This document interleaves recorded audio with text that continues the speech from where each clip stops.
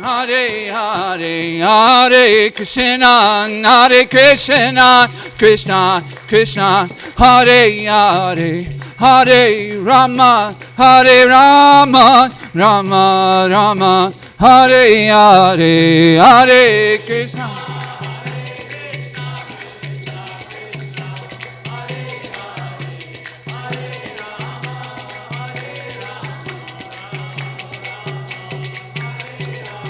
Hare Krishna, Krishna Krishna, Hare Hare, Hare Ram, Ram Ram, Hare Hare Krishna.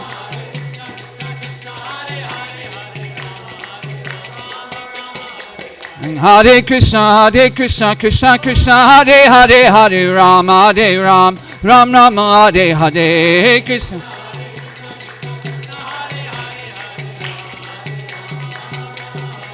Hare Krishna, Krishna Krishna, Hare Hare, Hare Ram, Ram Ram, Hare Hare.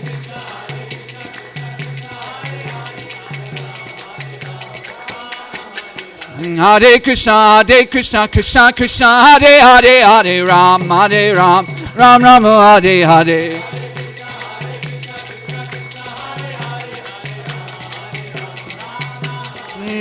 Hare Krishna, Krishna Krishna, Hare Hare, Hare Rama,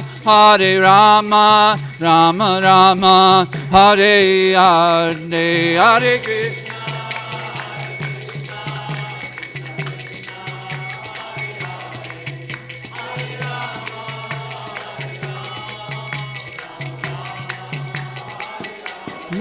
Hare Krishna, Krishna Krishna, Hare Hare, Hare Rama, Rama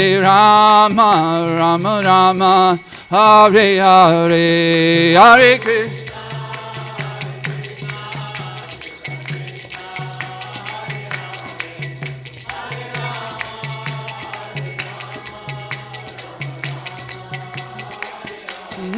Hare Krishna, Krishna Krishna, Hare Hare, Hare Rama, Rama Rama, Hare Hare, Hare Krishna.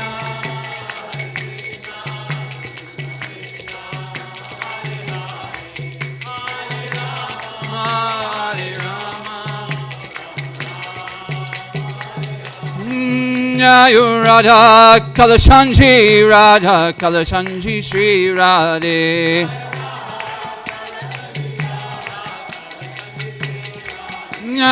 Radha Kalashanji, Radha Kalashanji, Shri Radhe.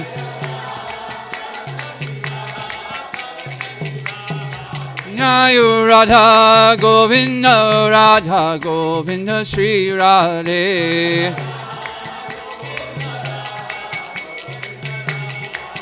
Jaya Jaya Prabhupada, Prabhupada, Jaya Jaya Prabhupada.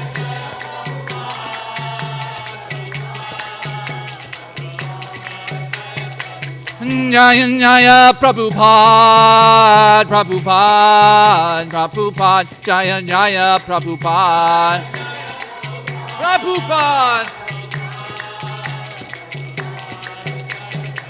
Jaya Jaya Gurudev, Gurudev, Jaya Jaya Gurudev.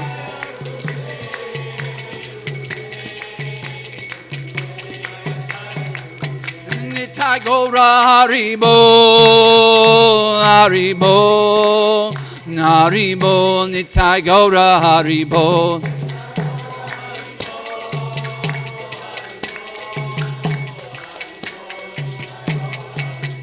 Nitai Gaura Haribo, Haribo, Haribo, Nitai Gaura Haribo. Nitai Gaura.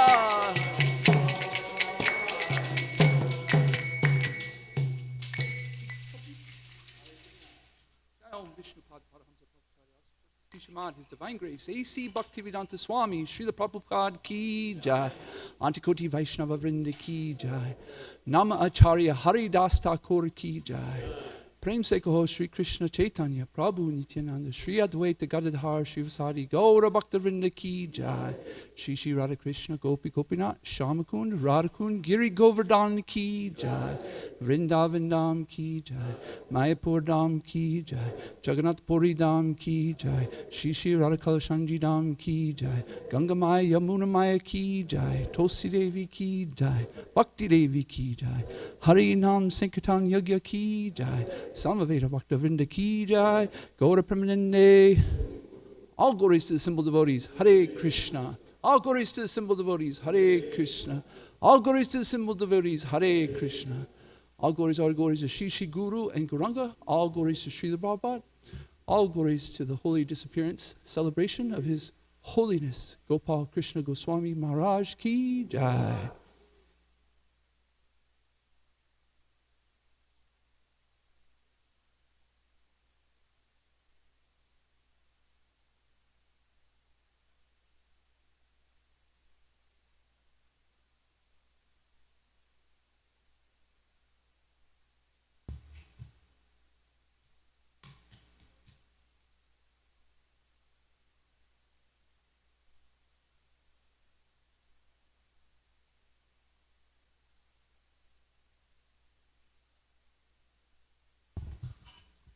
Hare Krishna. So today we are celebrating His Holiness Gopal Krishna Goswami Maharaj Tirobhav Divas.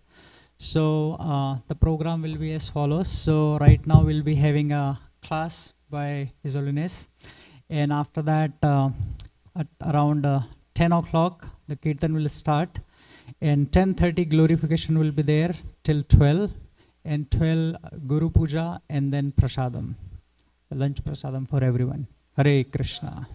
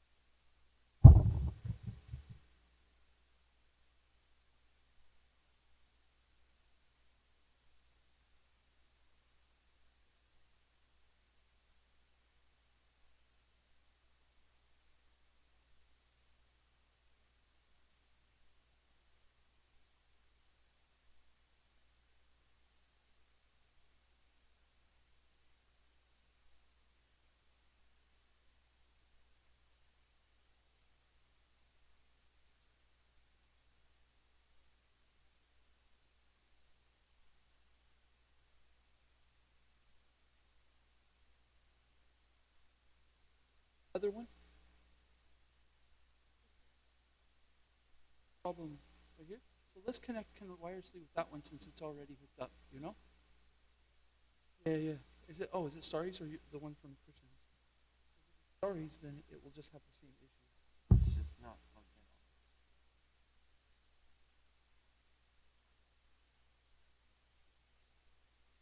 in. Or has may have a problem?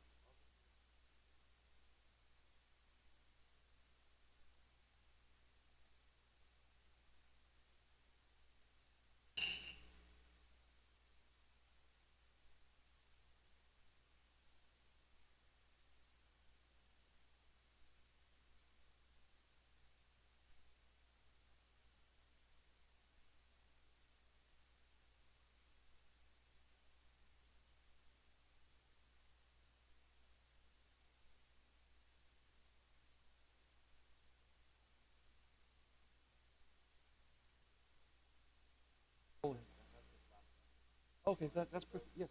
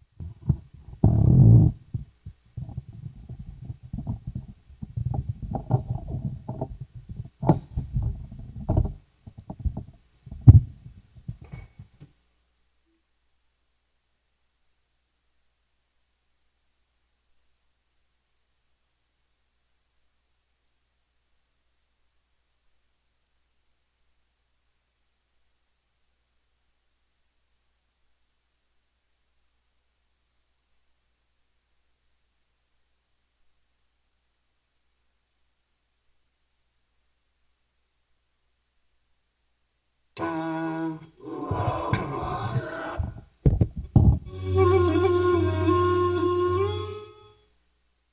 Om Namo Bhagavate Vasudevaya.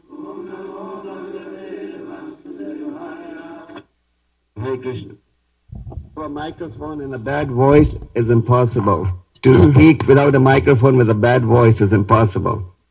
Today we are going to start chapter 16. No. I'm sorry. 17. Chapter 17 is called Punishment and Reward of Kali. Suta Vacha Tatra Go Mithunam Raja Hanyamanam Anathava Danda Hastam Cha Vishalam Dadarshi Nirpa Lanchanam Sutavacha Tatra Go Mithunam Raja Hanyamanam Anathavat Danda Hastam Cha Vrishalam Dadarshe Nirpa Lanchanam. So Suta Goswami is describing how Maharaj Parikshit observed that Loka Sudra was dressed up like a king and it was beating a cow and a bull with a club. And in the purport, Prabhupada is pointing out that in this age of Kali, a major feature is going to be that the Sudras are going to be dressed up as the administrators of the state. And as a result, innocent animals are going to be killed. In the Bhagavad Gita, Krishna states, Imam Parapara Prapta Miman Rajasva Vidu. This supreme science was coming down through kings who were saintly in character. And because they were saintly in character, they considered the population to be like their own family members. Just like a father is very concerned about the welfare of his children, the leaders of the state would be very concerned about the entire population. In the Srimad Bhagavatam 5th canto, it is also explained that if one becomes a leader without having the necessary qualifications, then after death, he has to go through a machine where he is squeezed, just like a sugarcane is squeezed through a sugarcane machine. And then the pain is so heavy that he just faints with that pain. So, those who manipulate and get elected to a position of responsibility and do not use it to become God conscious and to make the citizens God conscious are actually going to face heavy karmic reaction. Unfortunately, in today's society, even the so-called religious leaders don't consider it a sin to kill innocent animals. And as a result, large-scale killing of animals is going on. Even in a country like India, where technically killing of cow is illegal, so much killing of cows is going on. So we see that in the purport, Prabhupada is briefly explaining the duties of the four varnas. The four varnas are Brahman, Kshatriyas, Vaishyas and Sudras. The four varnas have been compared to different parts of the man's body. The Brahman has been compared to the head, Brahman to the brain, the Kshatriyas to the arms, the Vaishya to the belly, and the Sudras to the legs. And the Brahmana's duty is to follow the religious scriptures and to give the society advice on spiritual practices. The Kshatriya's duty is to protect the weaker sections of society and to do the administration and to defend the citizens. And the Vaishya's duty is to take care of farming and the cows and business activities. And the Sudra is compared to the leg of the body. Just like the leg supports the whole body, the Sudra is supposed to serve the other three varnas. In the previous chapter, we have seen how both the cow and the bull are so unhappy because of the godless practices that were beginning to creep into. If the cow and the bull are not protected, then it means you're not protecting your father and mother. And if the cow and the bull is slaughtered, then material nature will never be cooperative. So the purpose of this Krishna conscious movement is to educate the society to understand Brahmanical principles. Because unless you have Brahmanical principles in society, society cannot be peaceful and happy. When the leader is godless, the entire society suffers. We saw this in the case of King Vena. King Vena was completely godless, and as a result, material nature stopped supplying the resources needed for survival. And as a result, all the citizens became unhappy also. So the Bhagavad Gita was originally given to the saintly kings because the saintly kings fully discharged their spiritual responsibility. So we need a Brahmanical class in society for society to make progress. Prabhupada said this movement should go down in history that has changed the direction of the world. That is, this movement should create genuine Brahmanas. Yesterday, I was requested by some senior devotees to speak about Vaishnava behavior. So, Vaishnava behavior can be ideal if we understand the spiritual culture. If we understand the spiritual culture, we understand the significance of the various rules and regulations that we are given, then we can embark on this path of pure devotional service. So, one may not be a pure devotee in the initial stages, that is to be expected. But if one follows the rules and regulations that one is given, then one comes on the path of pure devotional service. And if one comes on the path of pure devotional service, then eventually he'll become a pure devotee. What is the difference between a neophyte devotee and an advanced devotee? The advanced devotee supposedly has developed spontaneous attraction for Krishna, whereas the neophyte devotee does not have spontaneous attraction to Krishna. But if one follows the process that one is receiving through the Guru Parampara, then one is executing pure devotional service even though he has not developed spontaneous devotional service. So the reason why these rules and regulations are given is to bring us on the point of pure devotional service. And once we understand the importance of these instructions, and we understand that eventually, by following these instructions, we will be able to develop spontaneous devotional service, then we can execute it with more enthusiasm. The Bhagavatam gives the example of the mango. The mango, even when it is raw, it is still called mango. But when it becomes ripe, it becomes more tasty. Similarly, executing devotional principles in the initial stages is compared to a raw mango. And by continuing to execute regulative principles, eventually that raw mango becomes ripe mango. So the devotee does not take these rules and regulations cheaply. In India, there's a certain class of devotees called the Sahaja Bhaktas.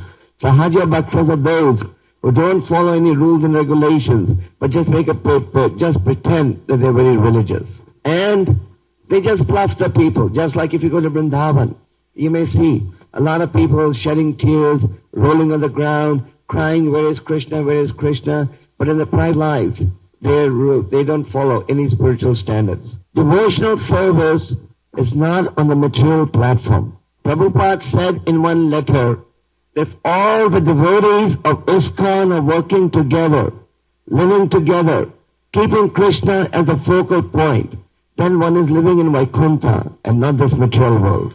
So these temples are not in material cities like Moscow, Leningrad. They were actually in Vaikuntha, but only in Vaikuntha as long as we keep Krishna as the focal point. So how do the devotees stick together? Why do the devotees stay together? Because they want to keep the Guru's order in mind. We don't stay together due to some material reasons. Prabhupada created this institution ISKCON so that a situation can be created where people can live together, make Krishna the focal point, and work to fulfill Krishna's desires. So devotees, when they live together, they address each other with respect. And how do they address each other with respect? By addressing each other as Prabhus.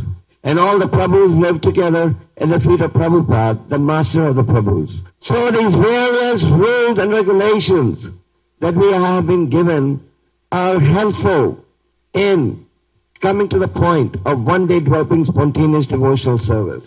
So Krishna is giving his instructions through the disciplic succession. Just like Krishna says, if you surrender to me, I will relieve you of your sinful reaction. Like he says in the Bhagavad Gita, Sarva dharma paritaja ekam shanam braja, ham tvam sarva papabhaya moksham imasuchaha. That if you give up everything and surrender to me, I will free you from all sinful reaction. So Krishna takes away the karmic reaction when we chant the holy name and live by the instructions as they come down in the Guru Parampara. So the devotee, by following the spiritual standards, by following the spiritual guidelines, he begins to experience genuine love for Krishna. And as he's attaining genuine love, he develops a desire to describe the glories of Krishna to everyone. And if we don't take advantage of these spiritual standards that have been given, then Prabhupada said, this is the same as committing spiritual suicide. So sometimes devotees have a tendency to underestimate the value of the various spiritual standards that have been given to us. So that is the same as committing spiritual suicide. Just like the emphasis on chanting and hearing. Krishnadas Kaviraj has said that just like a man becomes weak if he doesn't eat and drink, so similarly, by becoming careless in this chanting and hearing, one becomes spiritually weak. So to destroy the material concept of life is not so easy. In Kali Yuga, to destroy the material concept of life, it needs an effort. Of course, fortunately, the process of self-realization in this age has been greatly simplified due to the mercy of Lord Chaitanya. Kali Yuga is both a blessing and a curse. It's a curse because Maya is very dominant. It's a blessing because the process of self-realization has been made very simple.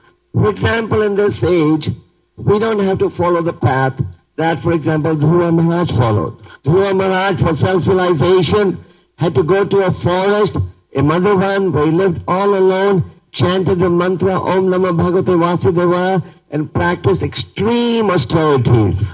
So we have to reach a point where with heart, mind, and intellect, we have Krishna as a focal point. So I want to repeat, with our heart, mind, and intellect, we have to have Krishna as the focal point and Krishna's instructions as the focal point. Since times immemorial, innumerable material desires are being stored in the heart. And these material desires have to be replaced with spiritual desires. Therefore, Prabhupada said, with heart, mind, and intellect, we should serve Krishna. Our intelligence should always be directed to meditate, how can I serve Krishna? Through our mind, we should always be thinking about Krishna's pastimes and desires. And in the heart, we should have various spiritual desires that we wish to execute. And when we are serving Krishna with our heart, mind, and intellect, then we will be able to obtain what is known as genuine devotional service. And if we are executing genuine devotional service, then we are bound to eventually develop spontaneous love for Krishna. Krishna has advised devotees to Kirtanadi Sada Hari. Chaitanya Mahaprabhu also said that devotee's life should be so molded that he can always think of Krishna.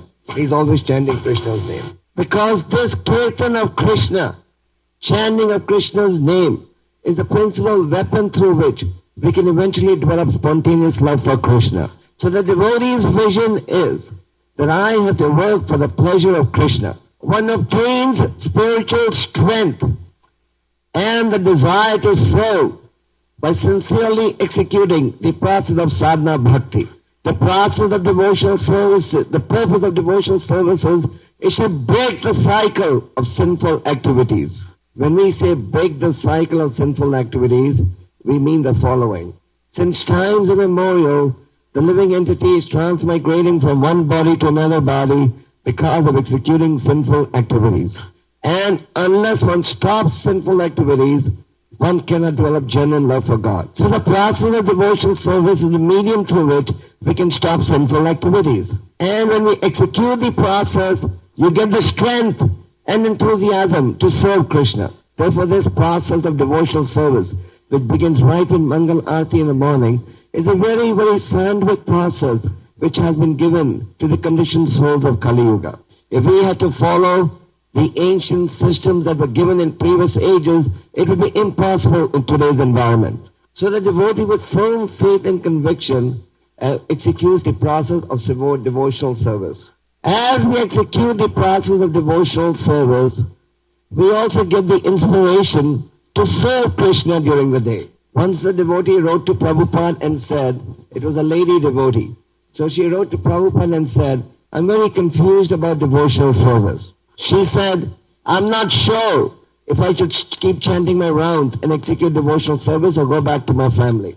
So Prabhupada wrote back and said, are you fully engaged in devotional service?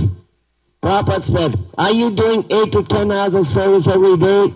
Or are you just chanting your rounds? So I gave you this example because Prabhupada on many occasions said that unless a devotee, in addition to chanting his rounds and hearing the Bhagavatam class and attending sadhana bhakti, doesn't engage in 8 to 10 hours of service a day, then the mind will get confused.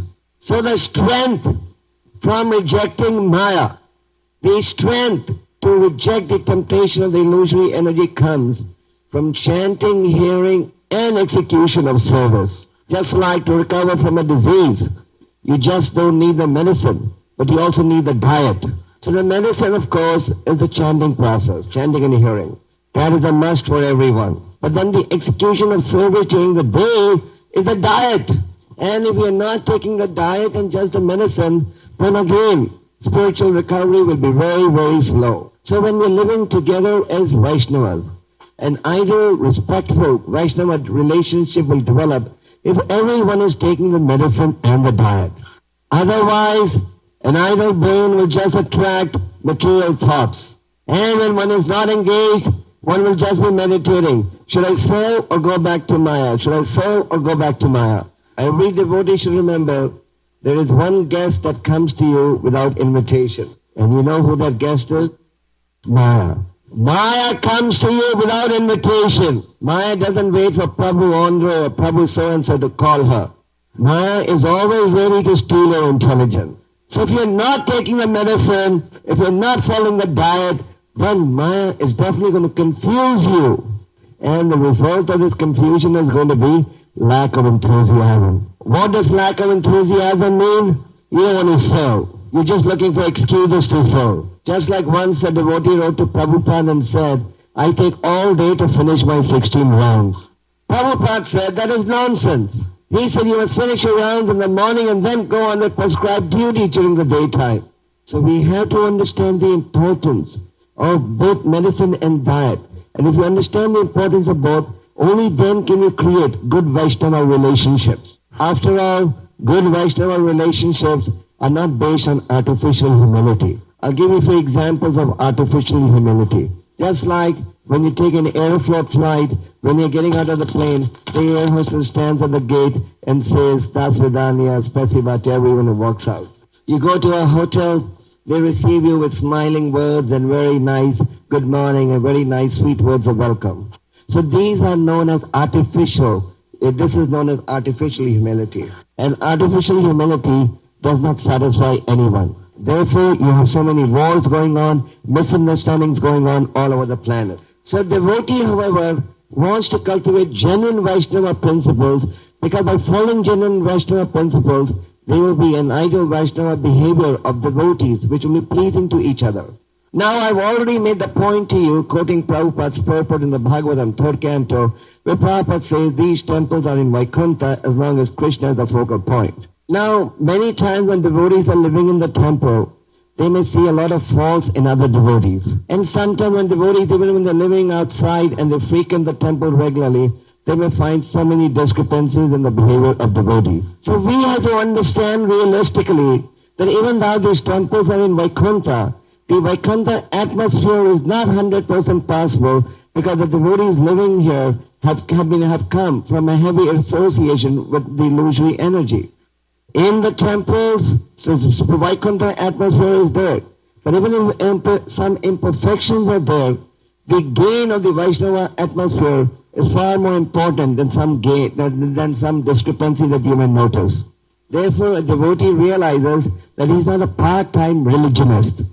Part-time religionist means I only chant my rounds, I only do a little bit of reading or whatever, and then rest of the day I do my own thing. So to be a full-time religionist, it is important that one be engaged in service 24 hours a day. Now, in some genuine cases, a person may even have to do a job outside to maintain his family. Still, he would be considered a full-time religionist if during the day he's just thinking of Krishna. So we have to become full-time devotees. That means constant engagement in service of Krishna through the various senses.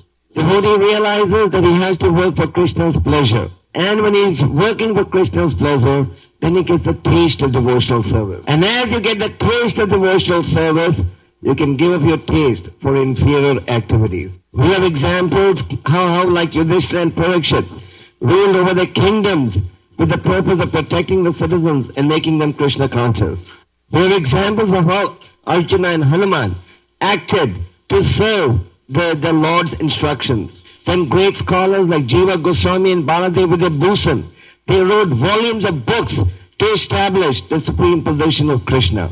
Gandhari, how she was so loyal to her husband Dhritarashtra, and she was constantly absorbed in service of the Lord. And how Lord Chaitanya and Nityananda spread the holy name so everyone could take advantage of it and become perfect. So meditating on these examples that we cited, we can also analyze and determine how we can serve Krishna fully. Therefore, constant engagement in the process of devotional service is a must. And a Vaishnava is able to maintain good relationship with other Vaishnavas by offering respect to everyone. Therefore, Prabhupada had introduced a system of addressing each other as Prabhus. And we address each other generally as Prabhus and have respect for the other person's service, then automatically good Vaishnava relationships will develop. So with this background, somebody may want to ask, why is it that bad Vaishnava relationships develop? So the cause for poor Vaishnava relationships is our inability to follow the process of self-realization that has been given. Because we do not follow the process of full faith, our discrepancies and anarthas get magnified. And when these anarthas get magnified, the result is the discrepancy in Vaishnava behavior. We are rude with each other, we fight with each other, we criticize each other, we distrust each other. Another great fortune in Kali Yuga is the ability to hear the Srimad Bhagavatam on a regular basis. Prabhupada said this is the greatest boon to humanity, the ability to hear the Bhagavatam on a regular basis. Why is the Bhagavatam considered the greatest boon to humanity? Because the Srimad Bhagavatam gives you the philosophy and the strength as a result of which you can break your knot of entanglement. Therefore, Prabhupada made the attendance of these classes compulsory. Because hearing transcendental messages is a powerful tool to destroy sinful seeds. Vaishnava is always appreciating other person's service. Once a devotee wrote to Prabhupada, greatly praising the service of his godbrothers. Prabhupada wrote back and said, this is very good. This is very good that you're appreciating the qualities of your other godbrothers and godsisters.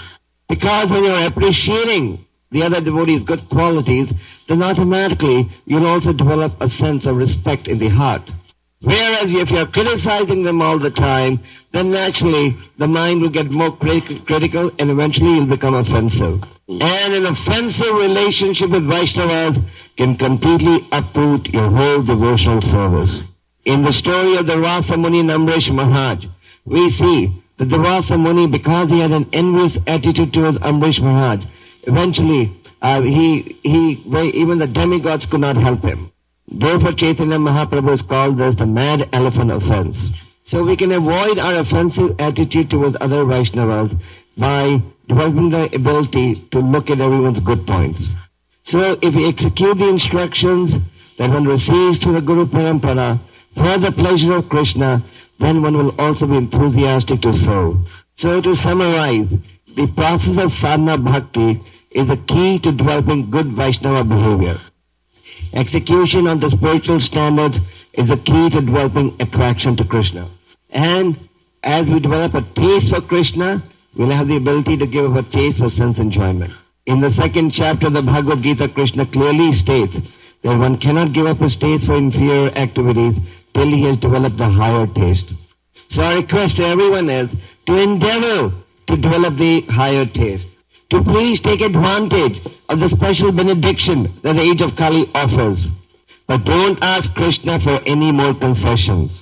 Don't ask the spiritual master for any more concessions. Whatever concessions had to be given have already been given by Prabhupada. Just like at one time, we Vaishnavas were chanting 64 rounds a day. But Prabhupada reduced it to 16 rounds so that devotees could chant as well as preach.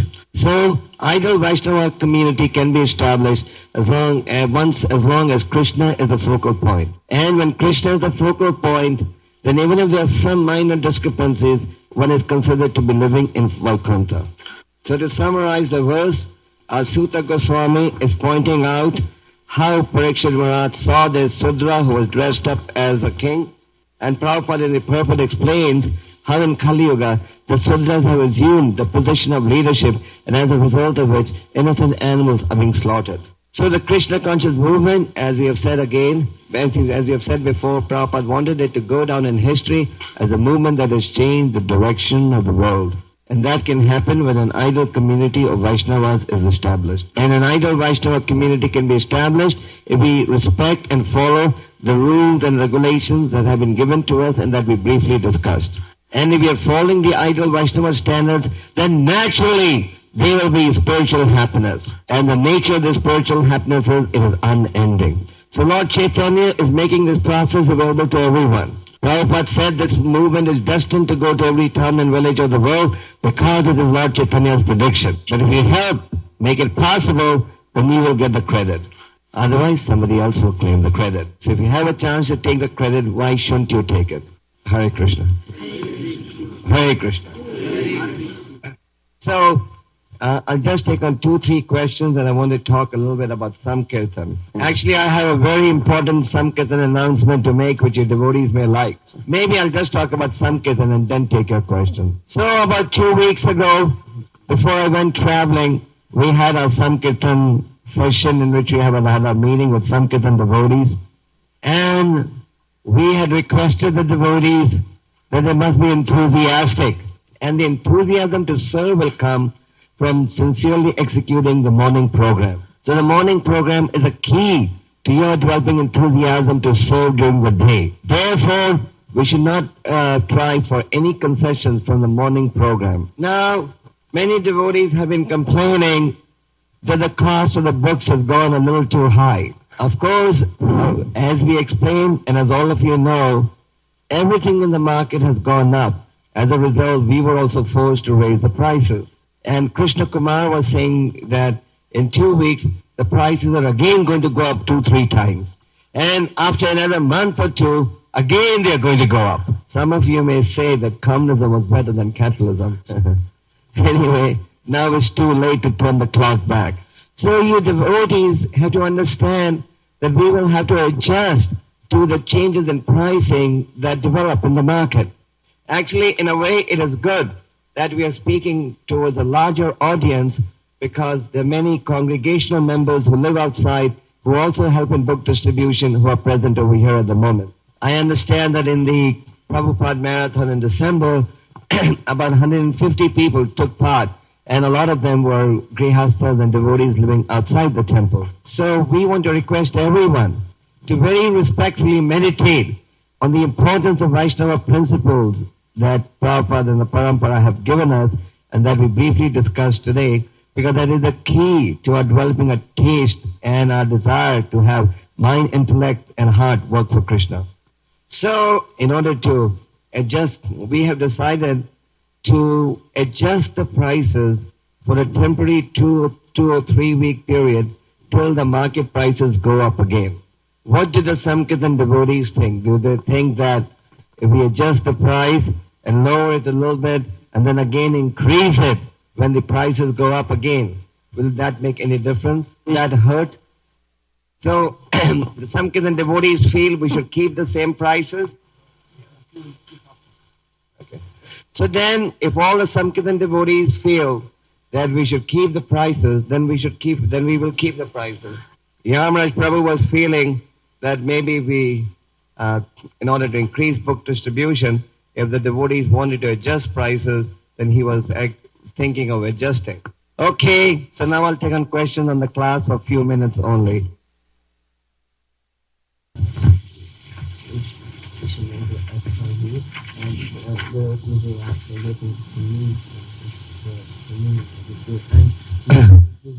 In our country, there's like a field, because we will understand. Field. So, follow the Vedic tradition instead of concocting things. Prabhupada did not like concoctions. So our tradition is Prabhu, and we should stick to Prabhu. Just by using a new word, you're not going to get some better ideas. Is it necessary to force the mind to chant mantra? Is it necessary to force the mind to chant mantra if the heart wants just sing mantras? The mind has to be forced, just like a child may be forced to take medicine. If you don't force the mind to follow discipline, then the mind will completely ruin your devotional life. I heard that one should not be angry like someone else is making mistakes, how she should just be happy. And in which state of mind, and what should be his thought while he's happy? Yes, a devotee, if he sees somebody else doing more service than him, he should just pray so that he may also be able to serve like him. The fault-finding devotees is very, very bad. Just like when Prabhupada went to the West and he established Krishna conscious centers, when he came back to India, many of his godbrothers started to just criticize him. So Prabhupada used to say that instead of appreciating what he's done to fulfill his Guru Maharaj's order, they just fault-finding. Yeah.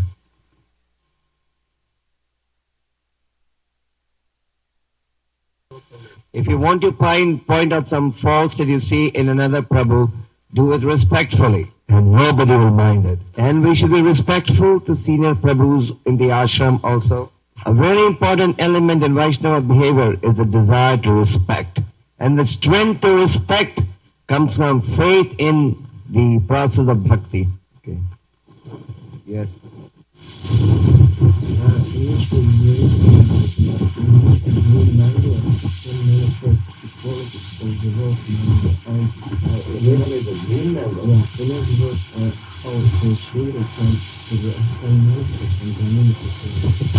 Sudra can become a Brahmana. Actually, in the beginning of the lecture, I told you one thing, which was an advanced devotee has spontaneous attraction for Krishna, but a neophyte devotee does not have that attraction. However, if the neophyte devotee follows the principles of pure devotional service, then he is also rendering pure devotional service, even though he may be impure. The strength is in the process, not in the individual who is executing the process. So the process must be respected and followed by everyone. And then the raw mango will become ripe mango. Is it possible to chant 60 rounds in some melody? In some melody?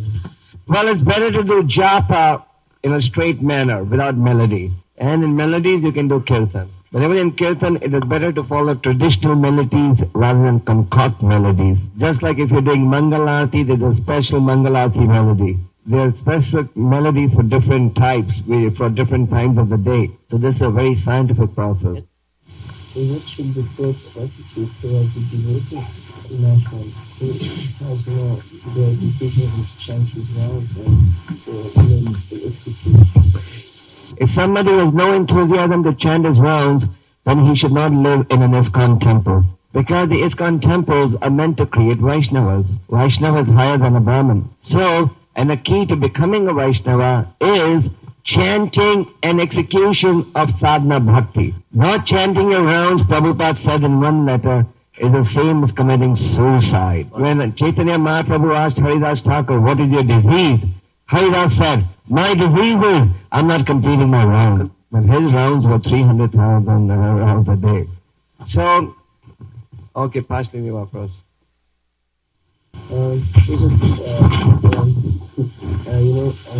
Sometimes very often messages that always also important and shows about people and it's just and it's a different context for the people. Yes, you can get that standard from some senior Mataji. In every temple you have some senior Matajis, you can get it from them. So Prabhus, I'm not going to take any more questions because it's getting a little late. I want to thank all of you for coming to the programs. I'm going to be leaving tonight for Vrindavan, for India. And I hope that all of you will take advantage of the points that have been discussed in the classes over the past few days. And I just want to repeat one point which Prabhupada said again and again, why a devotee gets confused about pure devotional service. And that is constant engagement in devotional service. If in addition to chanting your rounds and following sadhana bhakti, you're not engaged in devotional service, you will keep getting confused whether you should serve or not serve. And the result of this confusion will be loss of enthusiasm. And the result of loss of enthusiasm will be loss of love for Krishna. And the result of loss of love for Krishna is going to be attachment, once again, to material objects. And the result of attraction to material objects is going to be, once again, entanglement in sinful activities and birth and death. So every devotee, whether you are living in the temple or you're living outside the temple, must have a schedule that from morning to night is fully booked up in service to Krishna. Even if someone's a grihastha doing a job outside, doesn't matter. That can also be considered full devotional service if Krishna is a focal point and with the results of one's work, one is serving Krishna. Okay, Hare Krishna. Hare Krishna. Jai.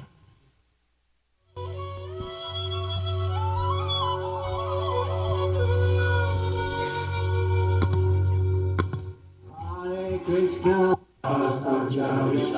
Dadarsh. His Holiness Gopal Krishna Goswami Maharaj Ki Jai. Srila Prabhupada Ki Jai. I will ask questions and get some comments. I wanted to mention one thing that I thought was pretty funny because Maharaj was talking about the slaughtering of animals and the compassion not being there. And my friend Gopal Hari Prabhu, I lived in Boise for some time, and he was telling me that there's a beautiful river in Boise, Idaho. And so there's a nice walking path. And so Maharaj would go walking with everybody in the morning. And if Maharaj saw people fishing on it, he would tell the boys, go tell them to stop fishing. Tell them that it hurts the fish. And he would make them, Gopal be like, oh my gosh, we have to go tell this person. And they'd go up and, hey, please stop fishing. It hurts the fish. So his compassion for every living entity was just so amazing. Any questions, comments, thoughts? I guess.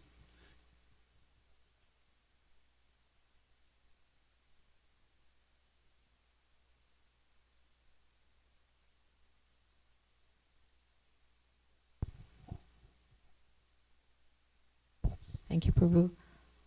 All glories to Gopal Krishna Maharaj. What a wonderful class, and it was so complete, full, like the entire philosophy was packaged in just one class. And so many wonderful points, but there was one point, by becoming careless in chanting and hearing, one becomes spiritually weak. That stood out to me. And you know, if we genuinely follow the medicine of chanting and hearing, we also have to, you know, follow the diet of executing, fully engaged in service. I mean, just some of the points. Maybe Sangeeta would like to share something.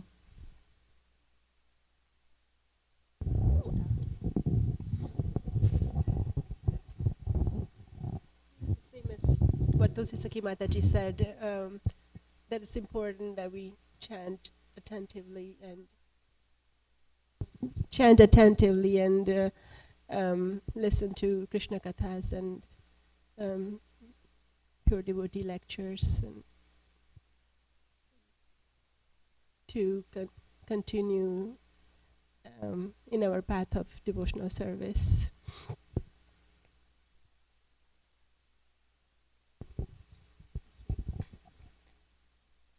Hare Krishna, everyone.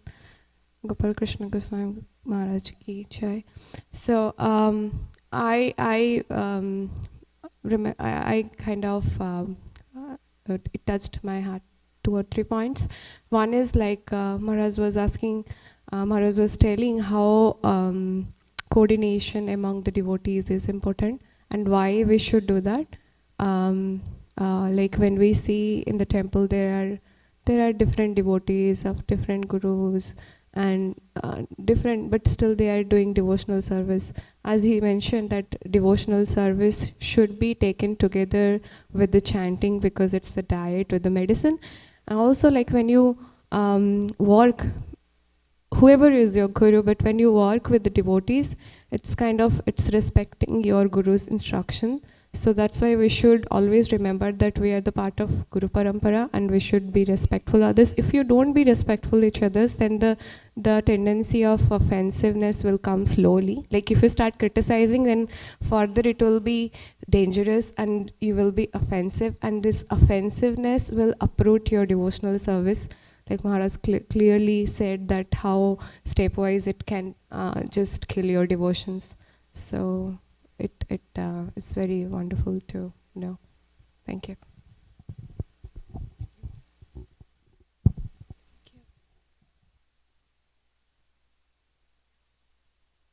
Yeah, so one point which actually touched when I was looking for the answer was, everybody was talking how do we get off our anarthas, and people are stuck at the point where still in the process of from the 9 stages we are still in the anarthas. So I got the answer that if you do not follow the process of self-realization, then your anarthas will magnify.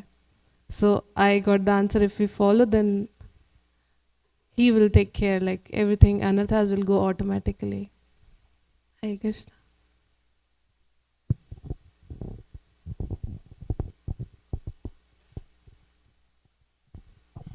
Hare Krishna. Gopal Krishna Goswami Maharaj ki jai. I really like the point when Maharaj said, don't be a part-time devotee, you have to be a full-time devotee. Whether you are in the temple or outside the temple, whether you're working or whatever you are doing, it has to be Krishna has to be the focal point. So I could totally connect with that, and yeah, it got me, I got my answer, how I should be dovetailing the things towards Krishna. So yeah.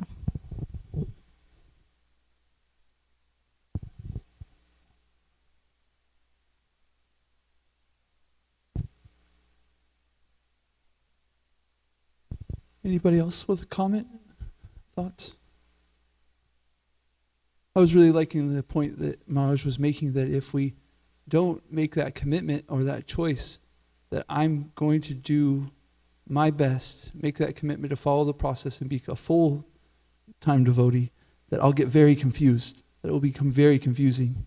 And you can see that, like if you come in the morning, do morning program, and then you go to work, and you just are thinking that, oh, this is my material life, and this is, what I'm doing just to, I have to do this, then it just becomes very confusing. But Maharaj was explaining that we have to think of Krishna all the time during any devotional service we do, and that becomes devotional service. I thought that was such an amazing point. Okay, dear devotees, we'll start back up at 10 o'clock with the celebration. His Holiness Gopal Krishna Goswami Maharaj ki jai. Srila Prabhupada ki jai. Gaura Premanande Hari Hari Bo.